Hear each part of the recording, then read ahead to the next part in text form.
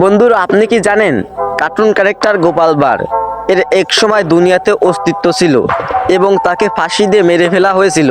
কেন তাকে ফাঁসি দিয়ে মেরে ফেলা হয়েছিল এই সম্পর্কে জানাবো এই ভিডিওতে। তো ভিডিওটা অনেক ইন্টারেস্টিং হতে যাচ্ছে, ভিডিওটা সকলে শেষ পর্যন্ত দেখবেন, চ্যানেলটা সাবস্ক্রাইব করবেন, ভিডিওটা একটা লাইক দিবেন। তো চলুন কথা না বাড়িয়ে মূল ভিডিও শুরু করি।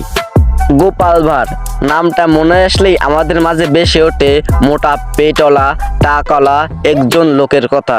তিনি হলেন গোপাল ভাঁড়। তার আসল নাম গোপাল চন্দ্র প্রামাণিক। কৃষ্ণনগরের রাজা কৃষ্ণচন্দ্রের সভাসদদের মধ্যে একজন ছিলেন তিনি। কিন্তু সকলের এত প্রিয় মানুষ হওয়া সত্ত্বেও তাকে ফাঁসি দেওয়া হয়েছিল। কেন জানেন? তাহলে গল্পটা বলি। তখন সালটা ছিল 1957 সাল।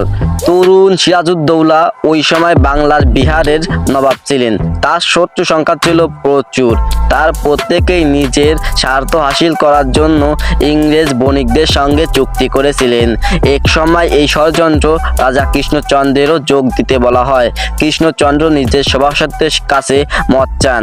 রাজসভা সহ সবাই যোগ দেন এবং সমর্থন করলেও শুধু একজন ব্যক্তি না করেন। তিনি হলেন গোপাল ভাঁড়। গোপাল ভাঁড় আন্দাজ করতে পেরেছিলেন ইংরেজদের ও মীর জাফরেদের কূট পরিকল্পনার। আর সাধ্য সিদ্ধির পর ইংরেজরা আজ যে রাজাকে মনে রাখবে না সেটাও তিনি টের পান। সর্বোপরি বাংলা এমন একটা সর্বনাশ না করতে গোপাল বারবার অনুরোধ করলেন রাজা কৃষ্ণচন্দ্রকে।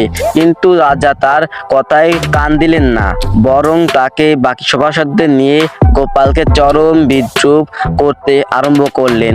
গোপাল কিন্তু তার সিদ্ধান্তে অটল।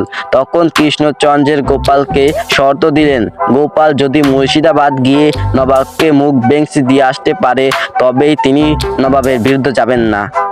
পরদিনই গোপাল মুর্শিদাবাদে চলে গেছিলেন।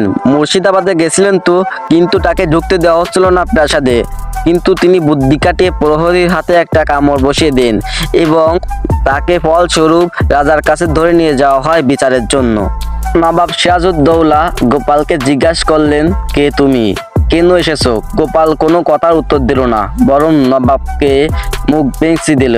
নবাব তো রেগে গেলেন, কি এত দুঃসাহস, আমাকে মুখ বেকসালো, প্রহরী আটক করো এই বদমাশটাকে, কাল এর বিচার করা হবে। এরপর কায়দা করে মীর জাফরের কানে গোপাল তাদের ষড়যন্ত্র ফাঁস করে দিবে কথা বলল। তখন মীর জাফর পরদিন বুদ্ধি কাটিয়ে গোপালের ফাঁসির ব্যবস্থা করলো। কিন্তু গোপাল ফাঁসির কথা শুনে একটু ভয় পেল না। তখন নবাবকে সে আবার মুখ বেকসালো। তখন নবাব পাগল ভেবে একে ছেড়ে দিলেন এবং পরদিন তিনি রাজার কাছে আসলেন। চলে আসার পর বললেন, আমি নবাবকে মুখ বেকসিয়েছি, এখন আপনি এই ষড়যন্ত্র করতে পারবেন না।